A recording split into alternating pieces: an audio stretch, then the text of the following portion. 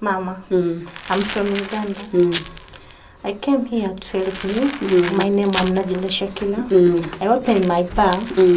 Mama, nowadays, I'm not working. I have neighbors also open bar, the lady. I don't know what she uses nowadays. So I need to help me. I saw your video from my friend. You had people to get money or to get more business. So that's why I'm here to help you. Kulingana shida inayokusumbua kutoka upande wa mume wako. Ulikuwa kwa ndoa kwa farakana na mume wako. Wewe ukawa una uwezo kaenda zako. Yes mama. Ulipofungua hiyo biashara hakufurahia hata kidogo. Akafunga vyenye alifunga.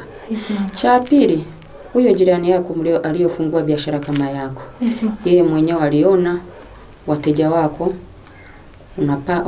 magari yanapaki ni wabungi, wana biashara, kila kitu ulikuwa na kizuri yani wanaokuja kwako ni matajiri. Yes mama. Akajaribu afanye juu chini aibe hao wote customer warudi upande wake. Yes mama. Sasa ndio maana unaona mambo upande wako yamekuwa wasi na umefirizika.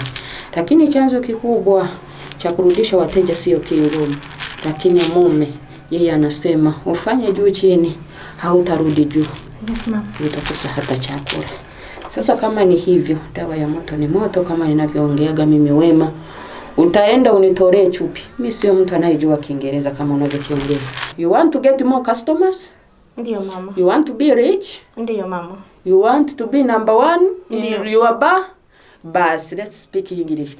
Go outside, remove your nika. Ndio mama. Bring here the nika. Okay. Right now. Ndio mama. Hurry up. I'm waiting.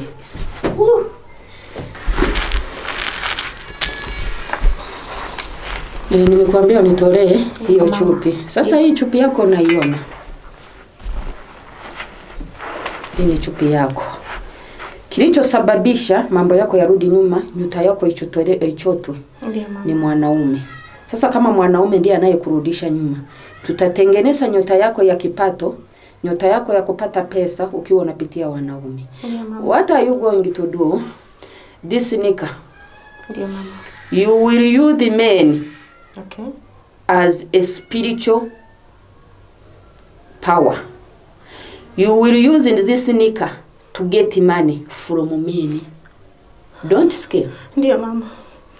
This nika ukipata mwanaume akija kwa biashara, akija kwa baa yako akakupenda, kubali.